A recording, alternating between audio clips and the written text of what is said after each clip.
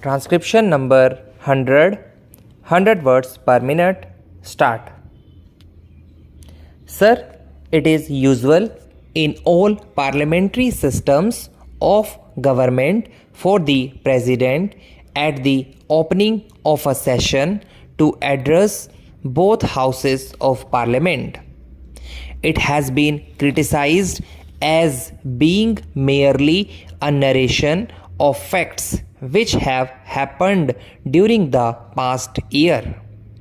But that is the usual thing, as honorable members know, which happens in most of the parliaments which work under parliamentary systems of government. I am sure that the honorable members are aware that India has always stood for peace and ever since her independence has done what she could do to preserve peace in the world. Both in Korea and in Indochina, our efforts led to a ceasefire, and for the first time, with the settlement of the Indochina problem, there was no shooting war anywhere in the world. But now again there are war clouds, especially in the Far East. As has been emphasized by the Prime Minister time and again, patience and tolerance are necessary to solve the tangle in Formosa. Our government have recognized the Chinese People's Republic as the government of China and have recognized the Chinese claim to the Cairo Declaration.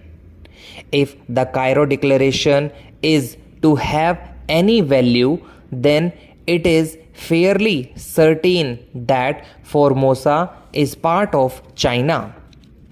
But at the same time, one cannot forget the facts that things have got to be tackled patiently.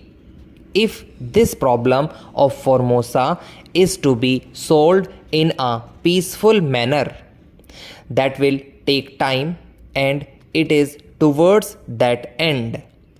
I am sure that our Prime Minister is working so that there will be no clash in the Far East with regard to the question of Formosa. This has been prominently mentioned in the address of the President. We hope that patience will be exercised by both the sides to solve this question, and there will be no incidents which might lead to serious consequences. Our agreement with China on Tibet, which formed the basis of the joint statement by China's and our Prime Minister regarding Panchshila, must form the main principle through which international tension can be eased and finally peace established. I am glad, sir, that recently the King of Laos has accepted the idea of the 5 principles put forward in this declaration. It is usual in the present time of atomic age to talk about the dangers of the use of atom for warlike purposes. The question is whether the new instrument in the hands men is going to be used for the benefit of humanity or for the destruction of humanity and human civilization as we know it today. Both the United States and the Union of Soviet Socialist Republics possesses atomic weapons, and the United Kingdom government has now planned to manufacture hydrogen bombs for their security.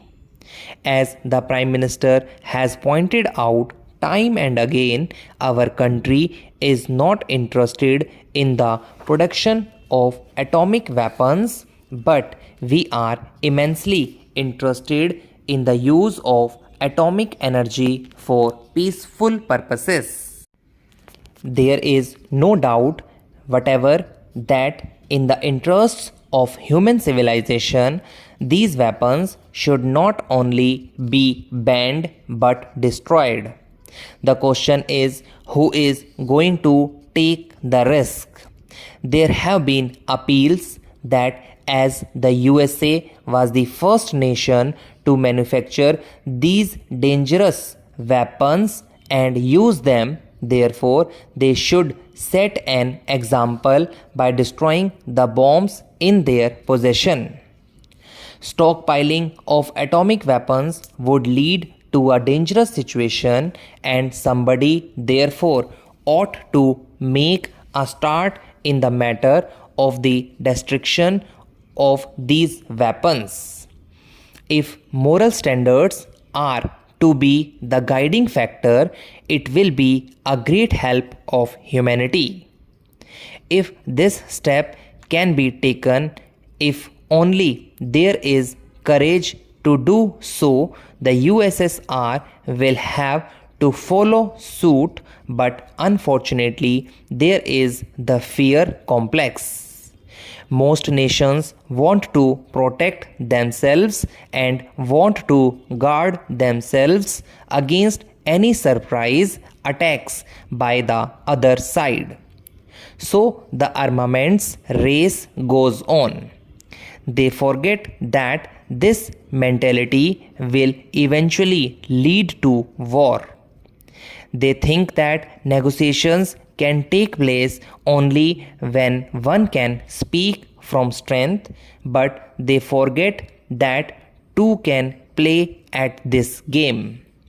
So long as this view is held, the armament race will go on and tension must certainly increase.